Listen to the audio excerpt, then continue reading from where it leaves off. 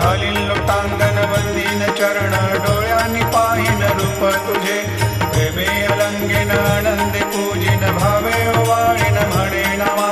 त्वमेव माता पिता त्वमेव त्वमेव बंधु सखा त्वमेव त्वमेव विद्या द्रविणं त्वमेव त्वमेव सर्वं मम देवदेव कायेन वाचा मनसेन्द्रियैर्वा बुद्ध्यात्मना वा प्रकृति स्वभावात् करोमि यद्यत् सकलं परस्मै नारायणायति समर्पयामि अच्युतं केशवं रामनारायणं कृष्णदामोदरं वासुदेवं हरिं श्रीधरं माधवं गोपिकावल्लभं जानकीनायकं रामचन्द्रं भजे हरे राम